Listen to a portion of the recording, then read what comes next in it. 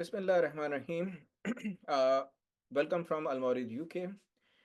We will be continuing our series on principles of Hadith, and it is going to be the fourth session in this series.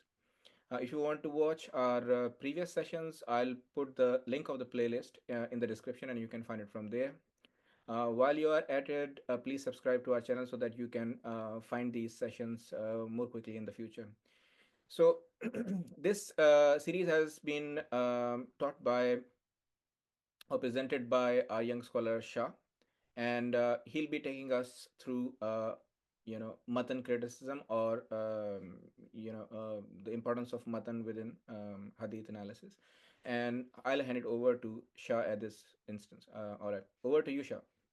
Thank you. Assalamu alaikum, everyone. We will be discussing the importance of textual criticism, that is, criticism of the matan, when it comes to hadith interpretation. What we will also be looking at, and perhaps that's the most important part of this series, is redefining the criteria for how we take a look at hadith interpretation. Now, insofar as the insofar as a hadith is concerned, we have a sanad, which is its chain.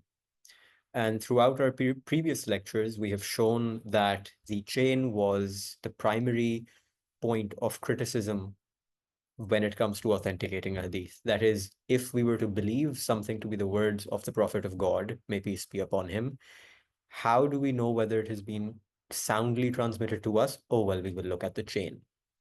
However, in parallel, there was also another tradition of examining the text of the hadith in question to determine whether or not the Prophet of God could have actually said this. Now, before we begin properly, we must remember that the most important book of hadith that we have today is the Sahih of Imam Bukhari. I will be reading out an excerpt from a book entitled The Sunnah and Its Role in Islamic Legislation by a Salafi academic, Dr. Mustafa al-Sibai. He says, for the scholars of hadith have found that approximately 80 of the narrators found in Sahih al-Bukhari are weak. Yet they were Imam Bukhari's teachers. He was the one who sat with them and knew their qualities as well as their hadith. One realizes that any criticism of Bukhari, whether in the text or the chains, has no effect whatsoever on the value of the book, for consensus has been established. The scholars have received it with acceptance, the majority of them agreeing that it is the most authentic book after Allah's book. Now, what he means in this entire paragraph is that the Sahih of Imam Bukhari is unquestionably authentic. That is, any tradition in that book is reliable. Now, a question might come into your mind. Why is Imam Bukhari Sahih important? The issue is that when it comes to, for example, a secondary book of hadith, such as the Jami of Imam Tirmizi, the Sunan of Ibn Majah, all of these books do indeed have weak traditions in them, and they are treated with some level of skepticism whenever being quoted. No scholar on earth will say that a hadith is authentic simply because it's in the Jami of Imam Tirmizi. Even though Imam Tirmizi entitled it as Sahih, but his principles for determining that were quite lax. Imam Bukhari, on the other hand, is regarded for having very well established and very thorough principles, even though he didn't mention them anywhere. We'll be looking at what those were briefly.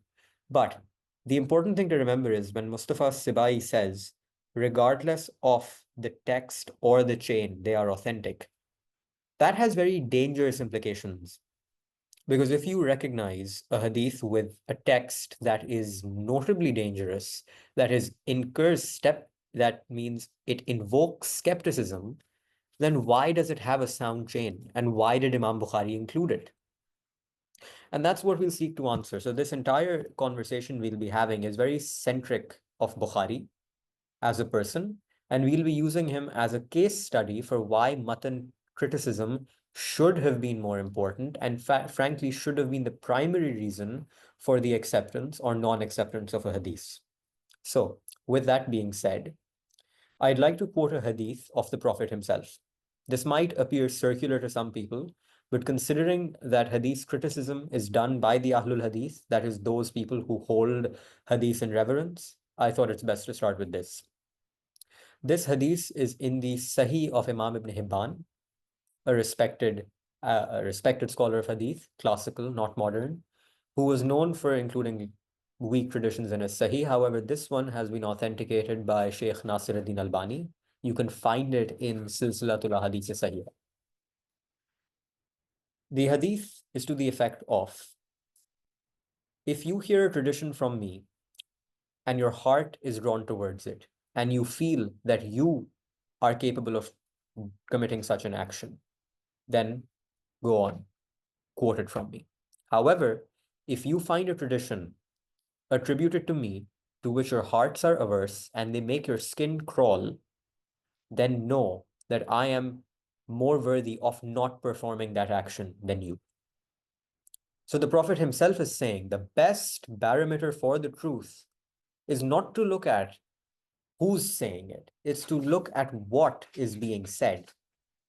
Now, every scholar of Usul, whether we take into account the Zahiris, the Hanbalis, the Malikis, the Shafis, the Hanafis, all of them unanimously state that a hadith cannot contradict the Quran because the Prophet said only that which God intended, and hence there can be no conflict between the divine revelation of God found in the Quran and the divine revelation of God found in the hadith. Now, Imam Bukhari started to collect his Sahih at the behest of Imam Ishaq ibn Rahaweh, who said something to the effect of, it would be wonderful if our students of knowledge had a compendium of hadith which only included that which was authentic. And hence Imam Bukhari set forth on a mission. Bukhari didn't actually mention his criteria for textual criticism, and he didn't mention his criteria for an isnad either. Everything we are saying is an inference made by people such as al-Hazmi in Shurut al-Aimma, al-Iraqi and al-Afriya, al-Aini and al-Kastalani in their introductions to their commentaries of the Sahih, as well as other writers of the Hadith sciences such as Ibn Salah, as well as Hafiz ibn Hajar Asqalani, the author of Fathul Bari, the most famous commentary of Sahih al-Bukhari. Now, the criteria he set forth was, he sought to include such traditions as were handed down to him from the Prophet on the authority of a well-known companion via a continuous chain of narrators who, according to his records, research, and knowledge, had been unanimously accepted by honest and trustworthy traditionists as men and women of integrity, possessive of a retentive memory and firm faith, accepted on condition that their narrations were not contrary to that which was related by other reliable authorities and were free from defects. Now, this seems like a pretty solid criteria. You've made everything sure. And as Mustafa al-Sibai earlier said, the scholars of Hadith ruled that 18 of these narrators are weak. However, since they were contemporaries of Imam Bukhari, who he interacted with, we are taking Imam Bukhari's shahada or shahadat as to these people's veracity and reliability. Despite that, however, we found very problematic traditions in Imam Bukhari's Sahih. Firstly, the tradition which says Hazrat Ibrahim alayhis salam told 3 lies in his lifetime. Famous narration, has been quoted. But the funny thing is, it has a completely reliable chain of narration. However, the Quran very explicitly says a prophet cannot lie. Whatever they say by the direction of God. In fact, the Quran goes so far as to say that if the Prophet Muhammad was to go out of turn, God would call him back. And I'm using a lighter term here. So the question it boils down to is why Imam Bukhari chose to accept this narration and neglected its obviously problematic text. So on that, it can be said that the Ahlul Hadith specifically believed that so long as our criteria has been satisfied, that is, the criteria I just mentioned regarding the chain, whatever text is then handed to us as a result of that chain, we have no choice but to regard it as authentic, and hence reconciliations will have to be made. Now, this is contrary to what the Usulis say. For example, Imam Shafi in his Risala very explicitly says if a narration contradicts the Quran, it will be rejected. However, their definition of what classifies as a contradiction, in my opinion, and in the opinion of several very well respected scholars, is highly askew. Contradiction to them does not mean conflict. Contradiction to them means rejection. So, for example, if a hadith was to say, this ayat is not part of the Quran, one would think that the scholars of hadith would reject that. But we have narrations in Sahih Bukhari saying something to this effect, that the verse of breastfeeding, for example, was read up until the day the Prophet died. And after that, it was out of currency.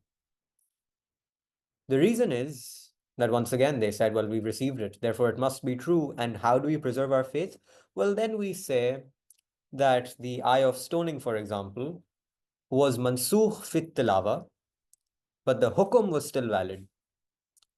Such contradictions in our tradition arise because of this attitude of defending a tradition until the absolute end. Because, and this is perhaps the greatest flaw with the Ahlul Hadith, that everything stands on one thing. Is this speculative source of knowledge reliable?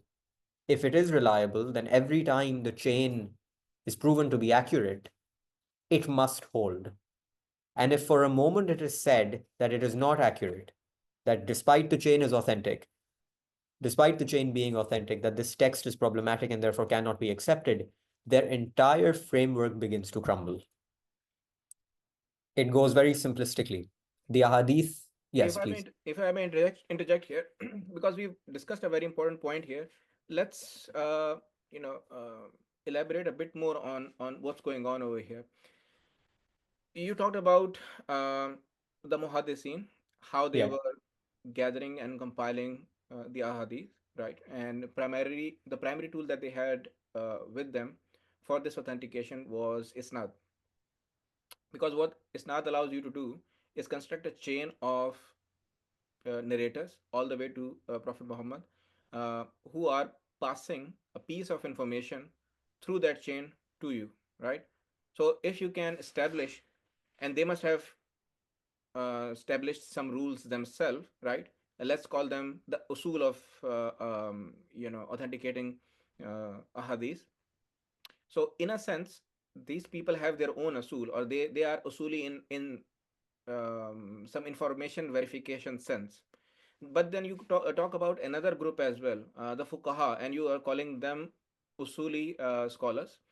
Now they must have another set of usul, such as usul al fiqh, and from that point of view they may look at a text of hadith and think, well, it does not fit our understanding of religion, and how we've gathered all the information that we have, and reconciled and put it together in a very logical and principled manner. This does not seem to align with it seems to contradict something. Now either we find a reconciliation or we reject it, and this is where, for example, Matn criticism can happen. But what we are talking about right now are two groups, both of whom are using principles, and both of whom are looking at information and making a judgment about it. One group is saying that from a transmission of information point of view and the principles set around it, we can see that this is a sahih hadith, which means that it has been authentically transmitted to us. The others look at it, and they question the validity of this hadith based on another set of principles. So it seems like we are in a bit of a bind here in terms of what to understand about this information that we are receiving, this hadith that we are receiving, because it is just being evaluated from two different camps. One is a information camp, and another is a let's say understanding of religion camp, or a fiqh camp, and there seems to be a clash of usul based on this on the evaluation of this information. So hadn't they realized this themselves, hadn't classical scholars identified this very very obvious clash of principles, and then try to address it, because it seems like the same thing is being you know validated in two different manners. You bring up a very interesting point, and you're right, they did recognize this difference. However, the issue was that the Sahih of Imam Bukhari isn't just utilized by the Ahlul Hadith. It's a common source. And the issue arises in this particular set of circumstances because these are not two diverging sects. They are part of the same sect. We were talking about how these figures were common. That is, Imam Shafi was part of both the Ahlul Hadith camp as well as the camp of the Fuqaha, which we generally call the Ahlul Rai. Imam Bukhari was firmly in the Ahlul Hadith camp, but he was also a scholar of fiqh, and the book he wrote was universal for all Sunnis, including the Hanafis, who for a while held him in great contempt.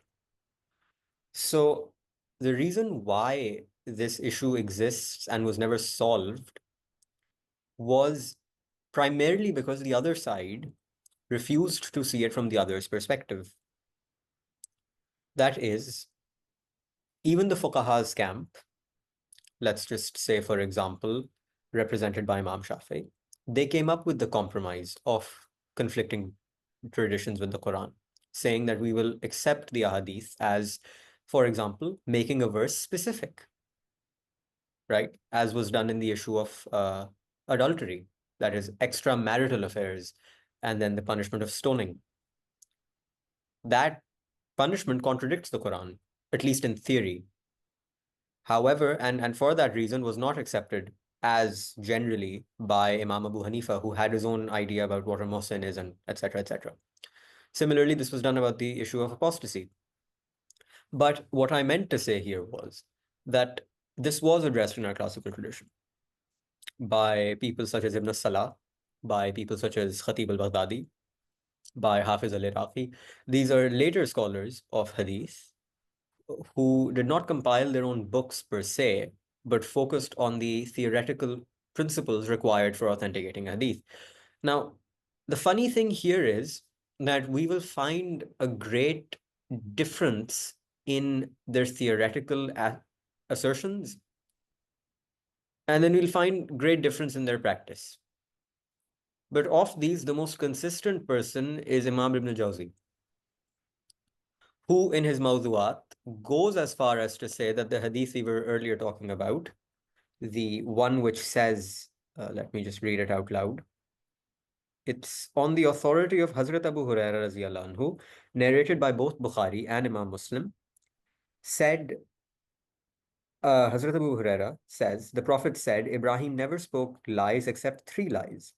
Now, the actual disagreement here is regarding what the term lies means.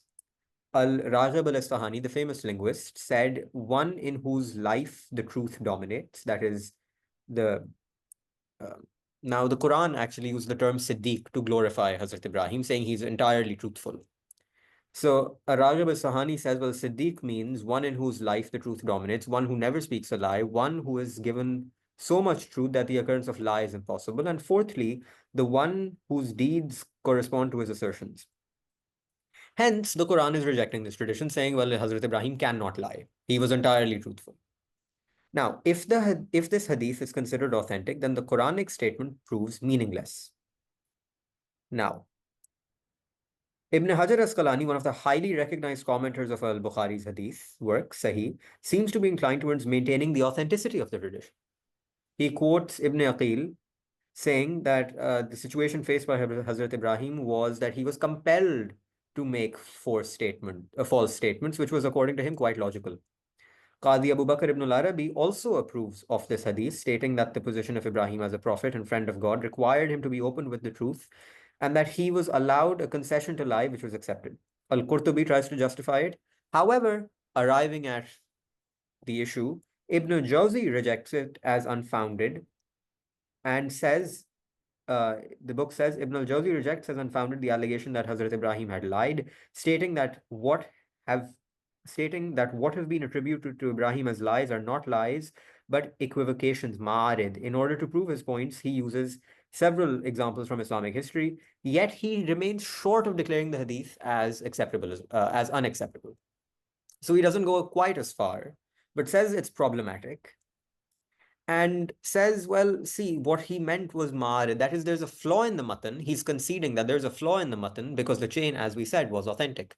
So what do you do when the chain is authentic? Ibn Jawzi is saying, well, no, the word in question here means this.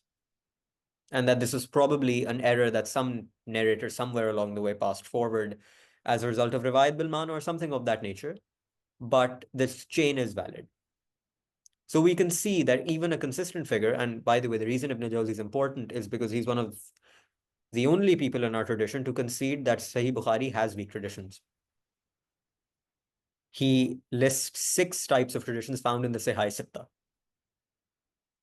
absolutely authentic, somewhat authentic, weak, anomalous, etc., etc. And then he also says entirely weak and unfounded. But he does not regard this as entirely weak and unfounded.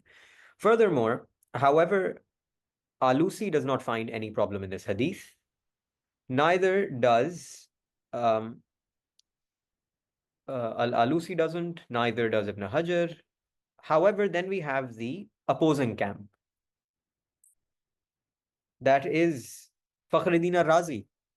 Fakhruddin al-Razi says this hadith is completely unacceptable. It is entirely wrong, as does Sayyid Abul Ala Maududi and various other scholars who can be seen as somewhat more modern. But this tells you something. This tells you there is an aversion to declare a tradition in Bukhari as unacceptable. I think we've established that. And insofar as all of our scholars are mentioned, there was a stalemate whereby both types of scholars had made their respective camps.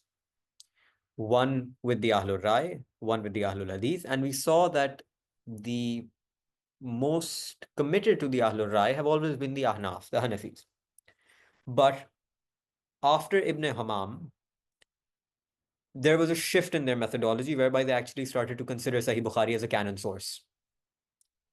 And this is important because as we arrive to modernity and we have the schools of Deoband who are directly at odds with the Ahlul Hadith revivalist movement in India with, various scholars, Siddiq Hasan Khan of Bhopal, as well as Deputy Nazir Ahmed. All of these are Ahlul Hadith scholars who were popular for their time, at least among a certain class.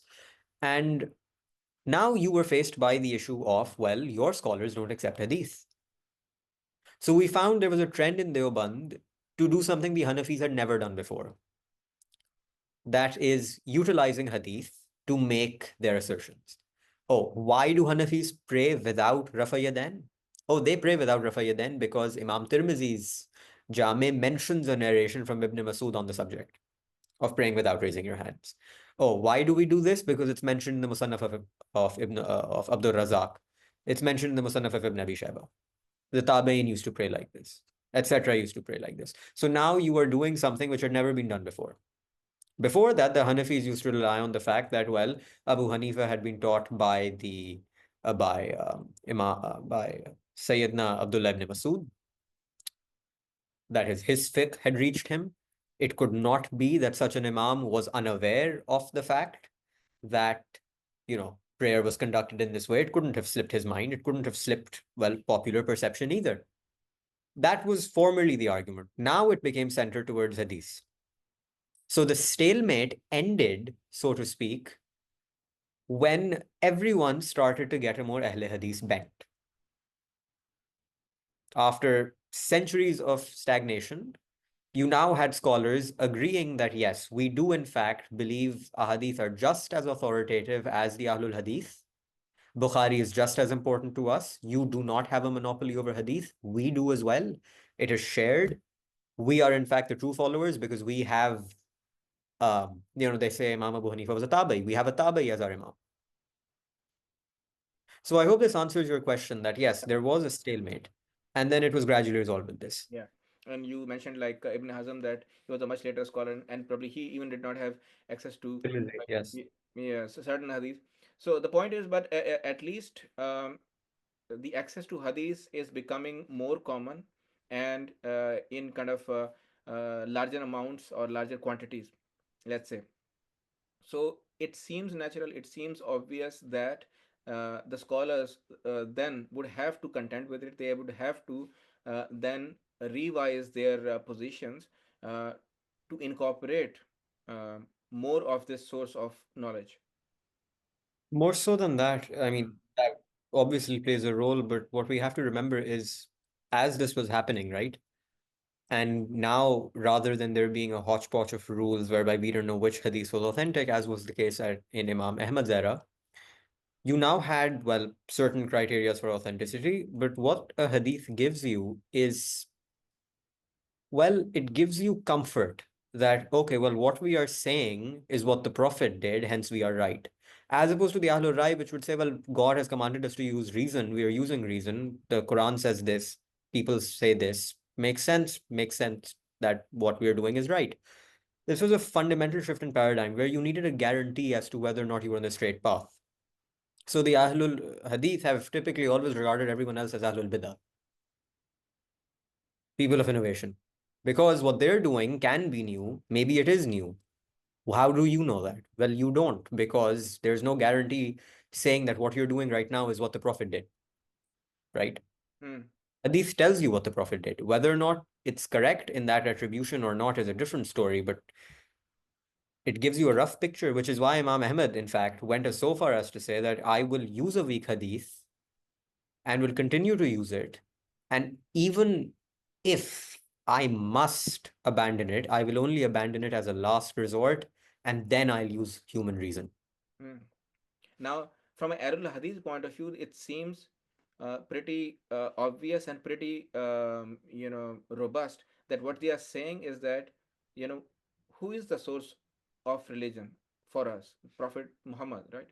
He's providing us Quran, and he's also providing us Hadith. So if we can construct, let's say, a path, a tunnel, or or a means of access to the Prophet through Hadith, then whatever we are getting from there in this epistemology, it gives you the most amount of certainty, or it gives you the best judgment in terms of what you understand about religion, or the decision you have made, or the judgment you have made on a particular matter within the scope of religion. No, I absolutely agree with that. And that is what the Ahlul Hadith have always said. Mm, And so far as the issue of, the Prophet being the sole source of religion, everyone has agreed on that. Even if you regard istihsan as the Malikis do as a principle of deriving religious rulings, they also say, well, the Prophet did that, hence we're doing it. mm, So the idea that all religious information must originate from the Prophet is there in every, trend of Islam. yeah. And that's important. But when we're talking about hadith specifically, it's my opinion and the opinion of several others that you should look at how the companions treated hadith. Now, this is somewhat paradoxical because, well, how do we know the companions treated hadith in XYZ manner? Well, it's dependent on hadith again. But if your primary audience while having this discussion is the Ahlul Hadith, then they obviously respect that. So let's rely on this historical record, which we all do share and which we all do uphold, because it is a part of the Islamic tradition. However, its necessity can be challenged, and I'll tell you why. Mm, Earlier, we discussed the Sunnah Mutawatira. yeah. The Sunnah Mutawatira is universal, it exists, and it's qat'i, that is, it's certain. Most Sunni scholars have said, even some, well, no one from the Ahlul Hadith and proper because they don't really have very usuli writings, but people like Ash-Shawkani, let's consider them, have said ahadith are speculative. They are speculative and hence they cannot be used to prove matters of faith, but they can be used to prove matters of practice. Everyone has accepted this in Usul, that the Sunnah Mutawatira does exist. Shawkani says so as well. Ibn Hazm had different ideas, but when he talks about ijma, it makes sense why he doesn't call it Sunnah Mutawatira, he's just calling it ijma. So you have one way to validate the ahadith. The issue arises when the practice of the Muslims, the Sunnah Mutawatira, is in conflict with the hadith. Well, then you were left with the same issue we had when a hadith is in conflict with this with the Quran.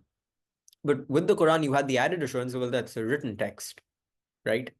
Hence, there will be linguistic debate. Hence, there will be debate of tafsir. There will be narrations quoted from Ata ibn Abi Rabah. There will be narrations quoted from Ibn Abbas saying something that, well, this is what's being said. There will be debates regarding the Arabic involved, which is why the hadith we were talking about, you'll be quite surprised to know Maulana Amin Hasan Islahi accepts it. Mm, interesting. It's quite interesting, right? You would expect him, of all people, to say, well, no, but he accepts it. And in my opinion, the best way to treat hadith is to go back to what the companions did. And among those, the best example is that of Sayyidah Aisha, Okay. wife of the Prophet, treated as an oracle. After the Prophet, she was the person who people would come to for what was left of divine guidance, right? Because she Mm, had, well, unprecedented access to the Prophet as his wife. No one else had that. So that's what was done. Now, I'll be reading an excerpt from Israr Ahmad Khan's book, Authentication of Hadith. The Prophet's wife, Sayyidah Aisha, was a repository of vast knowledge, and she was consulted time and time again by Muslims concerning Quranic revelations, the statements and practices of the Prophet, and Islamic law. Now, Aisha was also often approached to resolve various problems not only after the Prophet's demise, but also during his lifetime. Abu Musa al-Ashari observes concerning the position of Aisha among the companions of the Prophet that whenever we faced a problem concerning a prophetic tradition, we approached Aisha and found the academic solution with her. Now, the Prophet is reported to have once stated, one who was called to account on the day of judgment was punished. Aisha found this contrary to the Quranic statement, which said, as for him whose record shall be placed in his right hand, he will in time be called to account with an easy accounting. She shared her concern with the Prophet, who satisfied her by saying, that is the easy reckoning, but he who was questioned is bound to be doomed. The account of Aisha's concern illustrates that the point that a hadith should not contradict the Quran. She had a question. She related it with the Quran. The Prophet did not say, don't do that. The Prophet tacitly approved of this methodology and then said, this is what this means. And notice how he did not justify it unnecessarily, which is something our scholars do. As the speaker of those words, he knew what he was saying. He said, this is what I mean. See, Aisha, you've missed this technicality here. This is talking about other people, not these people. That's what was said. Now, Aisha was once asked whether Ibn Umar's report that the Prophet said, they, the dead, hear what I say was true. She denied the authenticity of the report, presenting what the Prophet had actually said, namely, they know what I say is true, and ended by reciting the ayat, verily you cannot make the dead hear. What did she do here? She compared the tradition with the Quran, saying that this is what the Prophet was saying. The Quran says this, the Prophet could not have said that, he was saying this.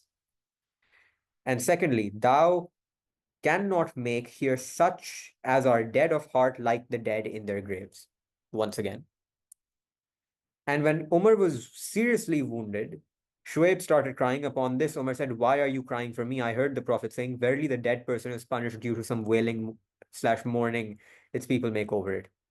After the death of Umar, this tradition was brought to the notice of Sayyidah Aisha. She said that the Prophet had not said this, but rather what they did say in this regard was, verily Allah increases the torment of the non-believer due to the cries of his relatives for him. She said, the Quran should be enough for you in this matter. It says, and no bearer of burdens shall be made to bear another's burden. The Quran should be enough for you. What's the principle? The Prophet's wife is saying the principle is the Quran. Anything that the Prophet says will have to stem from the Quran or the Sunnah. It cannot be independent of that. Abdullah ibn Abbas is reported to have mentioned that the Prophet saw Allah twice. When this was brought to Aisha's attention, she directly rejected the opinion and recited the ayah from the Quran. No human vision can encompass him, where he encompasses all human vision, for he alone is unfathomable, all aware. We know the story of Hazrat Musa, how he asked for God to show himself. this ayat was then revealed. So Sayyida Aisha's behavior in this regard is very, very obvious. But let's also take a look at Hazrat Umar's position. Umar ibn al-Khattab once immediately rejected a statement attributed to the Prophet by Fatima bint Qais, a female companion, as unacceptable on the grounds that it went against the Quran. Fatma claimed that after she had been divorced 3 times by her husband, the Prophet judged that she had no right to alimony and lodging. Omar's rejection of this hadith was based on the statement, "Do not expel them, divorcees, from their homes, and neither shall they be made to leave unless they become openly guilty of an immoral action." This is a companion saying the Prophet did this with me. He's saying this could not have been the case. This is a wrong legal ruling you're making. That's not the case. This is what the Quran is saying. We can infer from this that, first of all, the Prophet cannot contradict the Quran, nor can the Prophet create a special exception from the Quran. And you'll notice when it comes to the punishment of Rajam, this is exactly what was done. And the real deficit in our tradition stems from this. When we have inconsistencies, whether it be in matters of inheritance, whether it be in matters of hijab, whether it be in matters um, of interest, whether it be in matters of music, whether it be in matters, anything that is contentious, anything that can cause criticism towards Islam, it always stems from this. That a tradition was used, it had a time, it had a place, it had a context, or perhaps it was never said at all. But it has come to you with a valid chain. Here, as we can see, all the chains are valid. Omar is Raziallahu anhu is reporting something from the Prophet. Fatma bint Qais is reporting something from the Prophet. Abdullah ibn Abbas is reporting something from the Prophet. Abu Huraira is reporting something from the Prophet. There's no tabi in between. There's no anana. There's no tadlis. Perhaps there was, but contemporaries of the Prophet, we have an Usul and Sunni Rijal where we say all the companions were Sadiq. They would not lie about this. Despite that solid chain, they are saying this was not the case. The Prophet did not say this. This is either not true or you are misinterpreting it. Why Sunni Usul stopped doing that? Somewhere after Imam Shafi? Well, no, that's not entirely right. Not after Imam Shafi. We can safely say that this was after Hafiz ibn Salah. When, then you had people like Abu Bakr ibn al-Arabi. And you're left with great issues. Let's take a look at Abdullah ibn Abbas's perspective. And this book is perhaps the most helpful one on the subject. There are several academic papers written by several scholars, Salafi, Hanafis, Malikis as well. But this book actually tells you why Hadith is important and why Hadith was dealt with the way it was dealt. But it also tells you how contemporaries of Hadith, that is, contemporaries of the Prophet, why they were treating a Hadith in the same way as they were. Just to kind of double check, you're talking about Isar Ahmed's book. Yes. All right. No, not the Pakistani one. He's Israr Ahmed Khan, an academic. Yeah. But yes. I think Now he's based in Malaysia or something, right? I think so. Yeah. I think that's Muhammad Hashim Kamali, but that could also be him. All right. But Abdullah ibn Abbas's perspective. A statement of the Prophet, yes, this is perhaps one of the most interesting situations. A statement of the Prophet purporting to put a ban on the meat of domesticated donkeys was reported. Abdullah ibn Abbas rejected the authenticity of the report on the basis of the Quranic ayat. Say, I find not in the message revealed to me any meat forbidden for one who wishes to eat it, unless it be dead meat or blood poured forth, or the flesh of swine, for it is an abomination, or what is impious on which a name other than Allah has been invoked. What he's saying is, well, donkeys are herbivores. There's no basis in the Quran for calling it halal, for calling it haram. How can they be? It isn't a question of whether or not the fiqh ruling was correct. It's telling you the method. The method these people were using was, they weren't looking at the chain. The chain was entirely reliable, right? It's a companion reporting something from the Prophet. At best, they would have heard it from another companion. If there was an intermediary, there's nothing wrong with the chain. Yep. But despite that, what are we doing? We are taking a look at the text. Could it have been said by the Prophet? No. There's no point debating it further. There is no requirement for mental gymnastics in engaging in long, arduous linguistic debates, which frankly, somewhere along the way, branch out into absurdity. The Prophet was a speaker of classical Arabic. He spoke the language of the people. He would have used words that are what we call mashhur. They're not gharib. They're not unheard of. Expressions that are used is expressions that are used are those found in Arabic. Hence, there is no reason to engage in these debates. There's no reason to look at Raghib al-Isfahani's four meanings of a word. The most popular meaning will naturally be inferred. And one example of this is one hadith mentions a Hajj, right? That nearing the day of judgment, there will be al-Hajj. So companion actually asks, Prophet of God, what is Hajj? Now there we find he's used a specific expression, right? Al-Hajj. Why do you think that is? Why has he used a specific example then? Okay, for the simple reason Mm. that it's my understanding, I could be wrong, but Mm. my ta'wil of this is al-Hajj isn't an Arabic expression. It's derivative of another language. Okay. Hence, whenever there was a question, and we find this in tafsiri hadith all the time, that Ibn Abbas, for example, says about one ayah, no one in Makkah knew what this meant. Right. How is that possible? Mm. The Quran was speaking to the people of Makkah. The people of Makkah, mind you, said nothing about the ayat in question. Mm. But supposedly Ibn Abbas, a man born significantly after this entire episode, is saying no one in Makkah knew what this was saying. That's obviously a fabrication. Mm. It cannot be anything else. Because if you're saying, if I'm speaking to you in common English, and I'm speaking to an audience in common English, if you don't understand something, at that moment, you will ask me, what does this expression mean? But, well, if that's not happening, then that means this never happened. Hmm. No, but then, of course, there must be some presumption in there. The judgment that you're making that it was fabricated because a particular word was being used which was unfamiliar to people, and they were asking the Prophet about it, and then he responded. If you somebody could easily justify it by saying that you know uh, he's a prophet of God, and he could have knowledge of things that people are not aware of, and therefore he can answer such questions. And that would have been absolutely correct, except for the one thing that the Quran says, and once again, following Sayyid Aisha's method, following Sayyid Umar's method, the issue is the Quran says that the Prophet spoke to the people in clear Arabic. Hmm.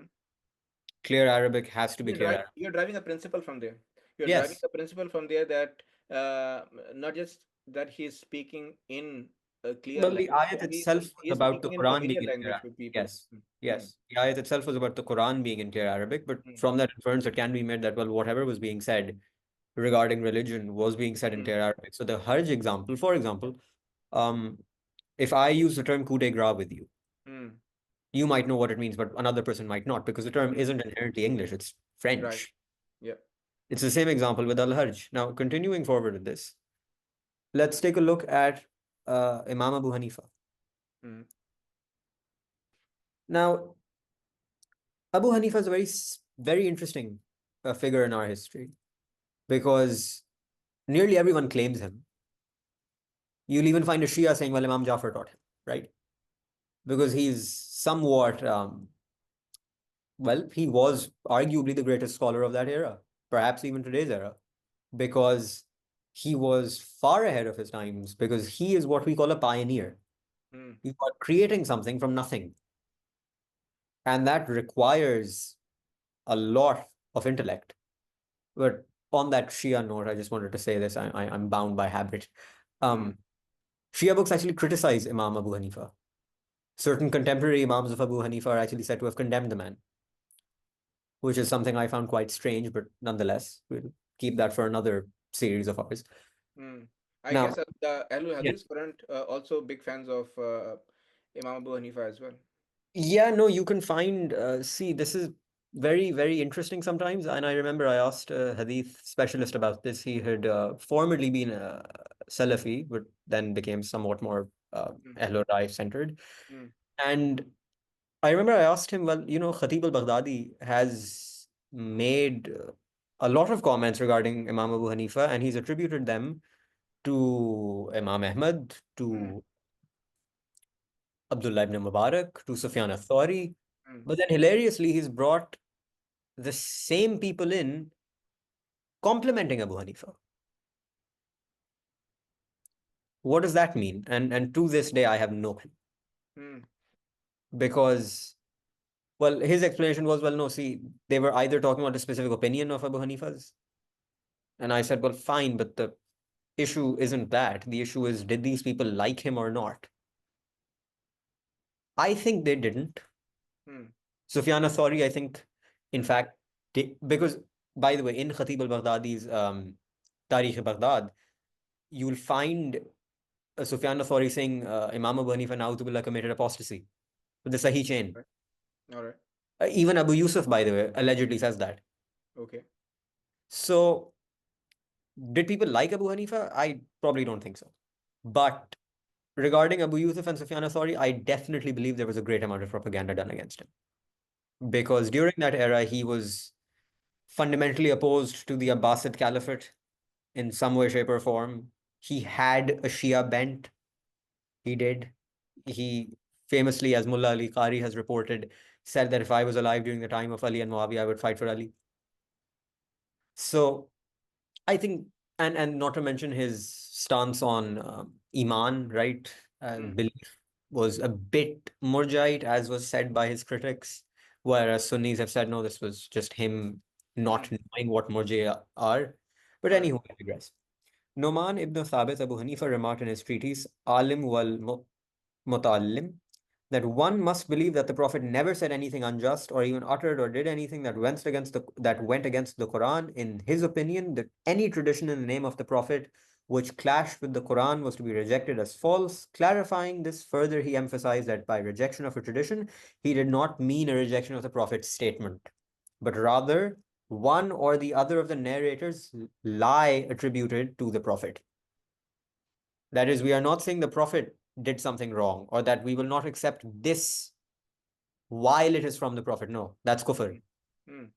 If we take a look at Al-Aqidah Tahawi, or if we take a look at Al-Fiqh al-Akbar, he says this.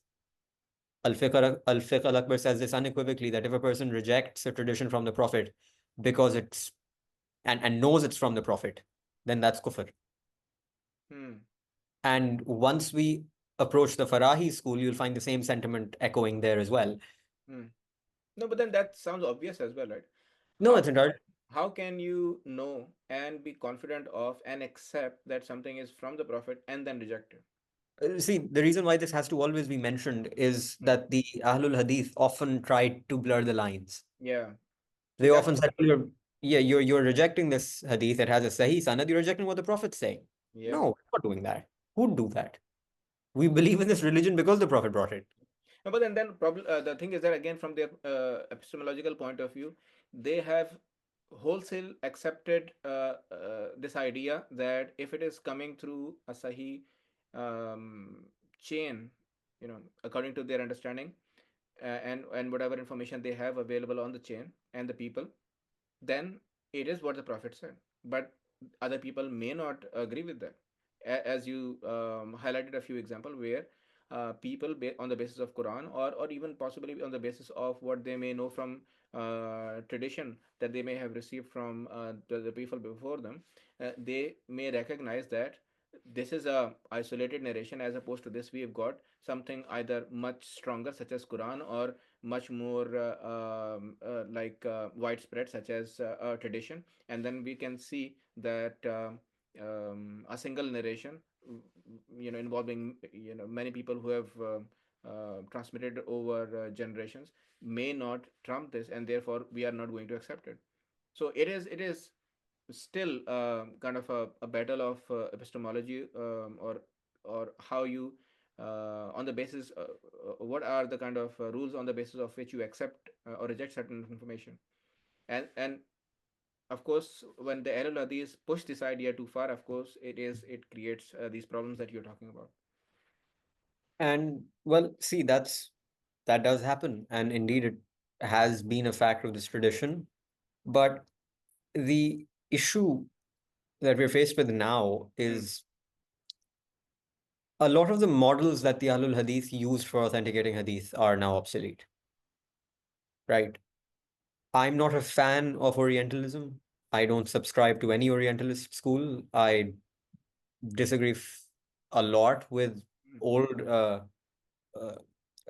with old Orientalists like Goldziher or Joseph Sacht, or uh, with people like Leon Keitani, that they're not, dare I say it, well read, because that's one criticism that's been launched on them, right? That they're not. And Mustafa Azmi has shown that they're not well read. No one's disagreeing. mm, But what our tradition fails to take into account is that was one era of Orientalism where people were truly not well read. You can give that. mm, But then there's a new era, the one we're in right now. You have people like Patricia Crone. You had Harold Motsky, who was genuinely a seeker of the truth. Harold Motsky's put very good assertions. He's backed them up with a good amount of evidence, and you can say, well, you know what? He's not wrong. Isnad cum Matn analysis is perhaps the best way to reconcile Orientalism with traditional Islamic scholarship. And with that, we can actually date traditions. And for us, it's important because we can track when an illat entered a tradition, when a narrator started saying something, when he added, when, for example, Ibn Shahab Zuhri indulged in idraj, right? It tells us all of that. mm, And the issue with our tradition is it's failed to evolve. If I was to say anything about our tradition, being from it, loving it, studying it, it's that we did not move ahead. We are stuck in the same 12th century debates we had way back when. mm, You can take a look at any book that's published these days, unless it's on a genuinely new issue, like, for example, Islamic finance, which is, still a debated issue. Pick up any book on the Sifat, pick up any book on the Usul of Hadith. This book, for example, you can't see it, but the one by Mustafa al-Sibai, it aims to talk a lot about the Orientalists, but he only really talks about Goldziher and Shah. That's it. yeah. Nothing about Crone, nothing about Motsky, nothing about even Junebul, nothing about him either. And he's old. Mm, So can any intellectual tradition survive when it seeks to isolate itself from the world and proclaim itself as the best? No, mm, because mm, your tradition is the work of human beings. mm, And until and unless you can reconcile that with the fact that, well, Islam is something, and then us studying it is something else, you cannot make any headway.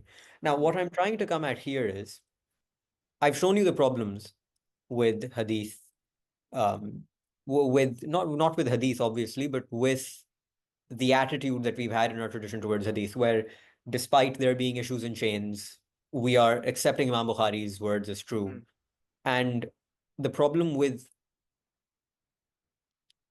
the problem with ignoring matan, with the text, mm, that now you have several traditions. I just showed you one. There are several, mm, thousands, which say something which goes against the Quran.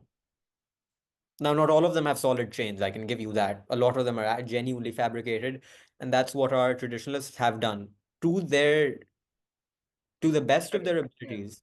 Mm, Whenever they found a problematic text, they may not say the text is problematic, but they will inevitably show you that the text is problematic by showing you how they analyze the chain. They'll say, well, there's an illat in the chain.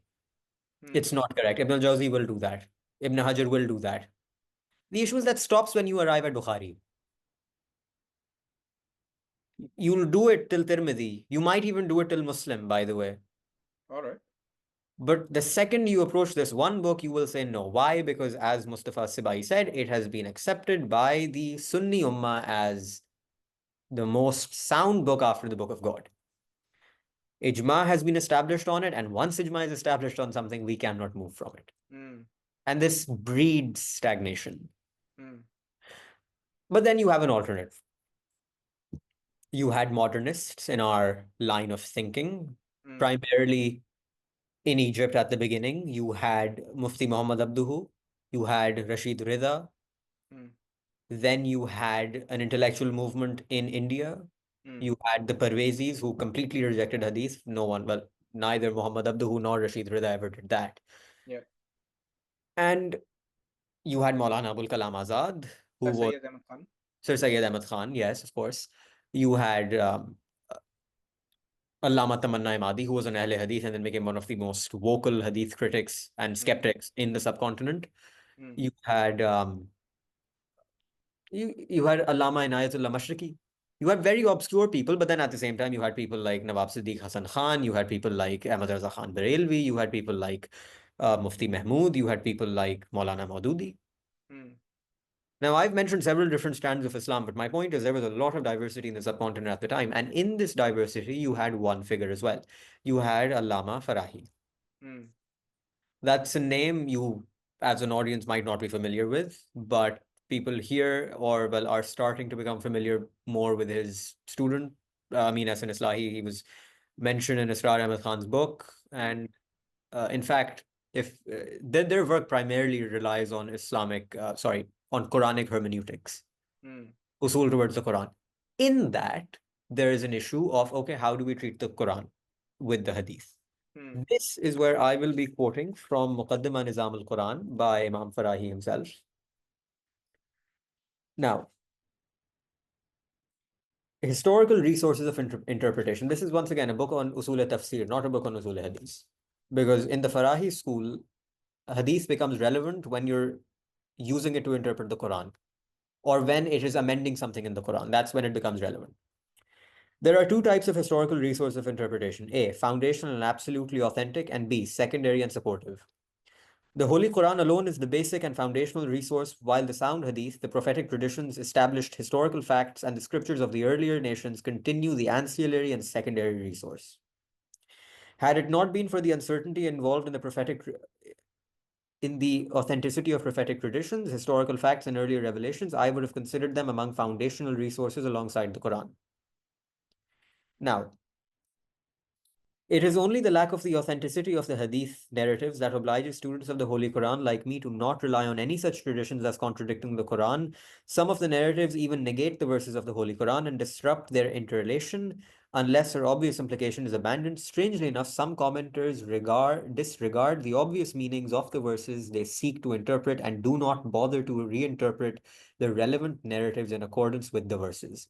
They leave the apparent contradiction between the two unresolved. Some scholars dare to take the narrative as it is without even bothering to interpret the verse accordingly. In so doing, they put the nazm of the discourse at stake.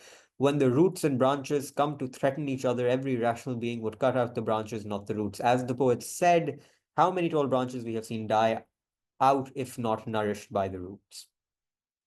So, well, again, let's just read ahead a bit, right? Because this really tells us a lot. One wonders why the exegetes have freely employed the narratives which outright contradict the text they are supposed to interpret.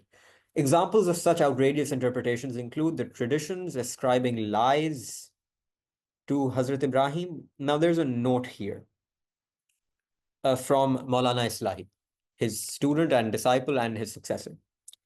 He says, where the word kadiba, he lied, can be taken to mean tawriya, making use of ambiguity of meaning arising from language that lends itself to more than one interpretation. The word kadiba is conventionally used in this sense as well. This then explains the narrative clearly. However, if we look at the narrative a bit more, the reason I disagree with this is because the narrative clearly says he engaged in kadiba thrice. That does not make sense. No one says he engaged in ambiguous meaning thrice. It said he engaged in lies thrice. Hence, this meaning cannot be divorced from the hadith. And the narratives which tell us that the Holy Prophet Nauzubillah recited verses that were not revealed by God, the whole Salman Rushdie tale. We therefore need to observe extreme care regarding such narratives. We may only consider the narratives which are in accordance with the Holy Quran and which corroborate its statements. For example, the interpretations ascribed to Ibn Abbas do not often violate the nazm of the Holy Quran, as we will refer to them as corroborative evidence in our attempt to interpret the Quran. And that's about it. This is what Imam Farāhī says. Now, the issue with Imam Farāhī's books is that very few of them have been translated into English and very few have been translated into Urdu, but I've been told that you will find several issues regarding this in, well, for example, there's a book, Fi Malakutillah, you'll find something there. You'll find something in Hujajul Quran, which is a book on epistemology. So you'll find that. Imam Islahi, by the way, has a very nice book on Hadith called Fundamentals of Hadith Interpretation.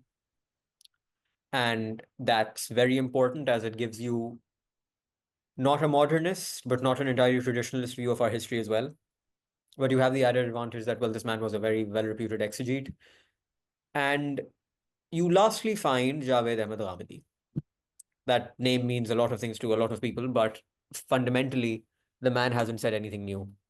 If what I said about Abu Hanifa didn't strike a nerve, then this probably shouldn't strike a nerve either. He has a book, Mizan, where he's mentioned in depth his principles for hadith interpretation, but we'll just be looking at his selected essays where he summarized the entire discourse, which I think is better suited uh, for our purposes. Okay, now let's start with this. You earlier mentioned what the Ahlul Hadith say. We'll just be going on that. He mentions in his essay on source of religion, prophethood began with Adam alayhi salam, the first human being, and ended on Muhammad sallallahu alayhi wasallam. The Almighty has disclosed to us that Muhammad sallallahu alayhi wasallam was the last of this series of prophets and messengers. Hence, after him, no prophet or messenger will come. Thus, religion can now only be obtained from him, and true religion is that what he sanctions from his tongue or through his practice, or when he does not stop a person who does something that falls in the ambit of religion. That is tacit approval. That is, well, the crux of it. Where do we get religion from? It must be from the Prophet. Now,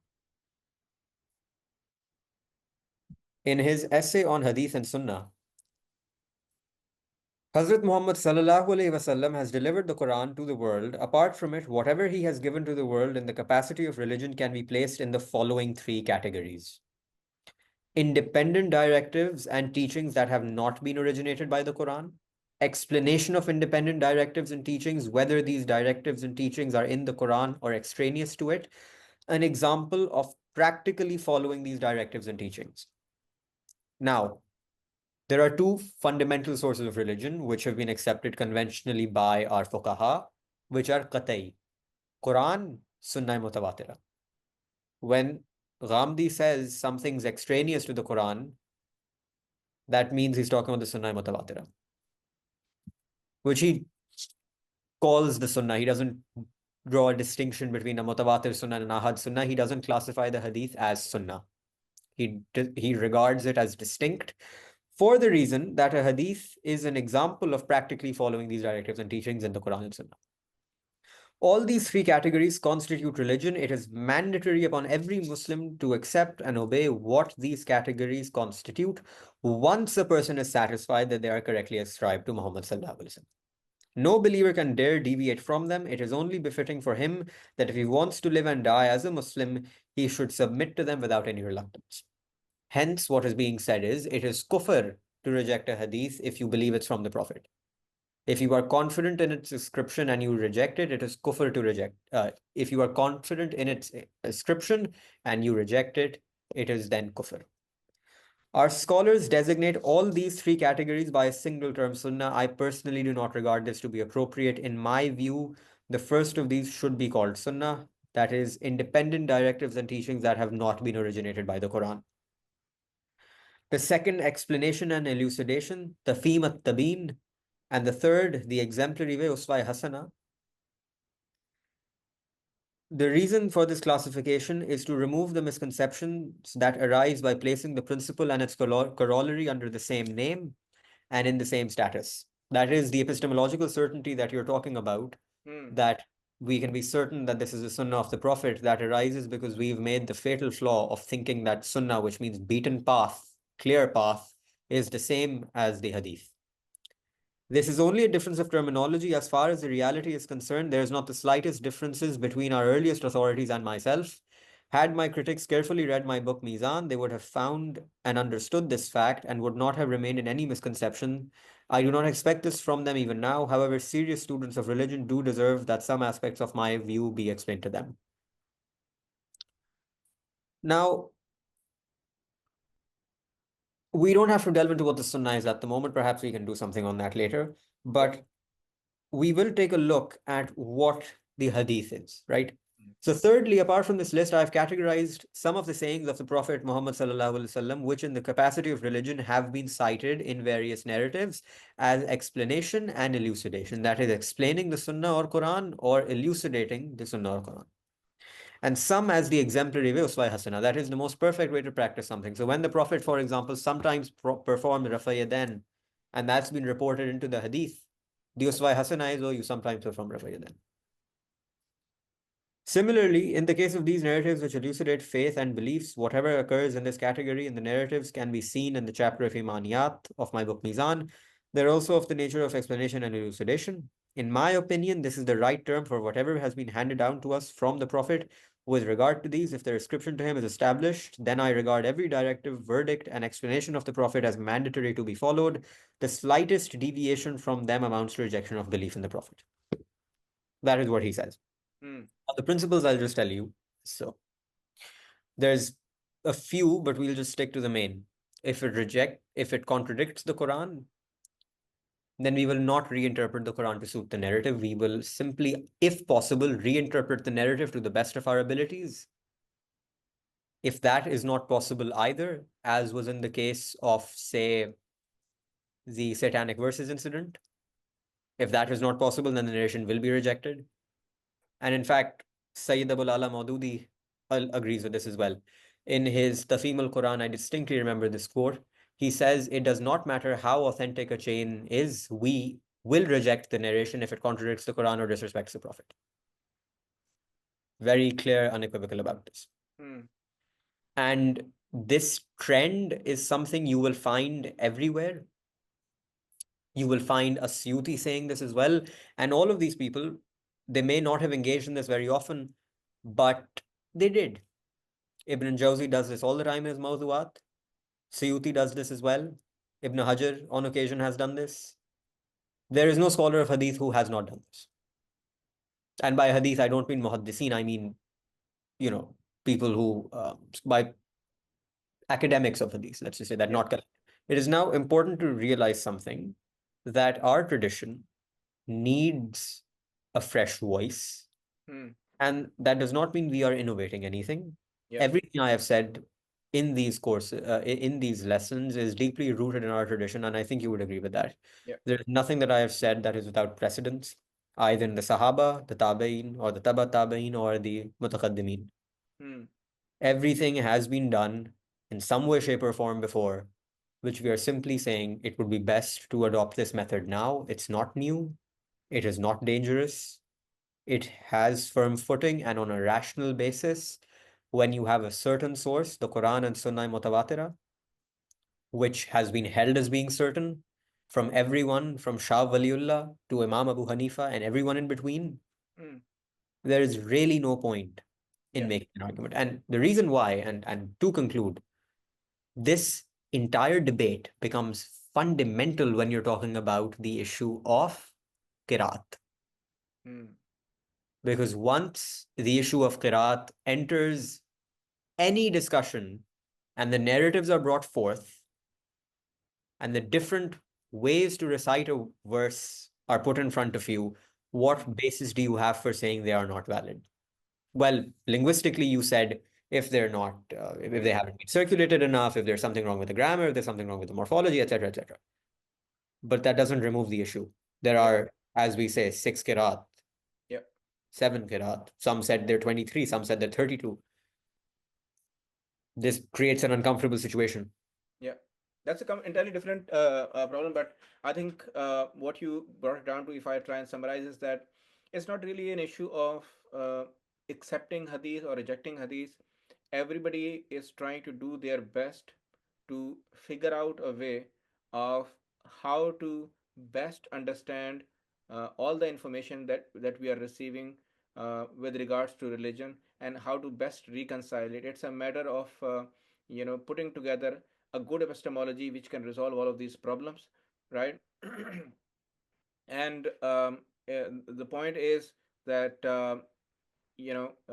rather than kind of making it a very simplistic judgment, we have to look at all the examples that you have given from the past, and how different camps looked at the same information and arrived at different conclusions. And basically what we are seeing about them is that they were all genuine people. They were all trying to do their best to understand religion, and this is what has continued to this day as well. Even the modernists, they were not, they were not holding any kind of malice against anything. It's just that when they look at this information and they try to put together an epistemology that gives them the best and the most kind of reliable understanding of religion, what are the answers they came up with? Right? Similarly, within Farāhī school, while rooting ourselves within the tradition, how did we best reconcile it? That is probably, how would I describe the efforts of Farāhī school? I think if we take a look at the Farāhī school, just before Hmm. commenting on that, Hmm. the reason why I brought the Qiraat up Hmm. is because the issue of the Qiraat Hmm. primarily stems from the issue of Akhbar Ahad. Yeah. When Imam Shafi'i said, well, there's ilm al-khassa and ilm al-amma and scholars must get the ilm al-khassa, that's when you can trace that, well, Qiraat started to gain currency. Hmm. And they were given that legitimacy, so to speak, because their sanad was fine. And what do you do then? Hmm. Hmm. Then it comes to, well, okay, so then, and this is where the Farāhī school's contribution really lies. It doesn't lie in any, ancillary issues such as Hmm. hijab or what music or Yeah. Yeah. second. It lies in the fact that how do we best say that the Quranic text we have is the only Quranic text? Oh, well, this Hmm. is Hmm. that the Akhbar Ahad we received, if they're accurate, doesn't matter. Yeah. Why does it not matter? Because the Quran has said that there will be one tilawa Hmm. which will ensue. Hmm. We will mandate it. We will take care of it. We will protect it. Yeah. You will follow that tilawa once we have given it to you. And as the narratives themselves have borne witness, the Al-Arza Akhira took place in the last Ramzan of the Prophet, where the Archangel Gabriel and Muhammad Sallallahu Alaihi Wasallam reviewed the Quran twice, Hmm. and that was that. Yeah. Yeah. And it's very important. And this was once again grounded in tafsir of an ayat that had been neglected in this entire discussion. Yeah. Yeah. So the fundamental contribution of the Farāhī school is bringing the Quran back to the forefront of the discussion, Hmm. grounding ourselves in the Quran, Hmm. as was the classical way, and then looking at everything from that perspective. Yeah. Now, insofar as modernists are concerned, or insofar as every school of Hmm. thought is concerned, arriving at an epistemology isn't an easy thing to do, Hmm. right? We often ignore the mental exertion required to, well, come up with a new framework of looking at things. Yeah. Because it's very easy to, well, talk about what Shafi'i said, but it's very difficult to do what Shafi'i did, right? Solve a problem. Sir Sayyid Ahmad Khan, frankly, I think of his beliefs as heretical, Hmm. and they were. Nothing can be said about it. Ghulam Ahmed Parvez, once again, beliefs were heretical. Nothing can be said about it beyond that. But what these people were trying to do for their day and age was quite interesting, and it's a very interesting case study. You had a situation whereby science and naturalism had unforeseen importance, right? Everything is as it appears to be. The old ideas of metaphysics were crashing down. Bertrand Russell was saying something. You Hmm. had all sorts of naturalist philosophers saying something. Darwin finally gave you an origin of your species. And though Darwin himself did not make God unimportant, people after him did. Hmm. Everyone switched to a more deistic point of view, and that was seen as a scientific point of view. Hmm. So that is what these people are primarily influenced by. Yeah, but see, we could say they are influenced by it, or like everybody else, they were doing their genuine effort Yes, to they were try doing and it. reconcile the knowledge now they had access to. Yes, Even today, a Salafi might say something along the lines of, okay, this is how I understand the relationship between Islam and science. And what are they talking about? Clearly, they are talking about, uh, reconciling the information from a scientific point of view with their understanding of religion based on hadith. So absolutely. they are genuinely trying to reconcile those two, and where they find good reconciliation, they claim it as well. They celebrate it, that look, this We've was proven that religion perfected, is or this true. was Yeah, explained a long time back. So once again, what are they doing? They are trying to put in their genuine effort to best reconcile those things together. absolutely. And this has been a trend throughout our tradition, right? Today we have science. a few centuries ago, we had Neoplatonism. Mm, And regardless of whatever you think of the Sufis or the Salafis or Ibn Taymiyyah or Ibn Arabi, mm, no one will deny that these people were sincere in their own way. of course. It's a fact. I mean, these people struggled. A lot of them were beaten for their beliefs. A lot of them were coerced into giving them up. Ibn Taymiyyah famously Mm, had to, I believe he died in prison as well mm, because, or well, at least he was in prison for a long time, and I think then he died there as well.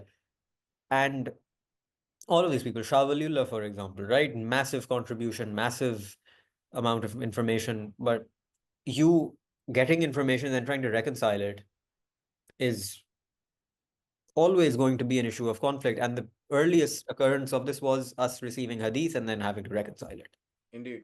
That's the first issue. And then I suppose today's issue is science. And Yeah. I think in 100 years, it might be AI, Yeah. probably.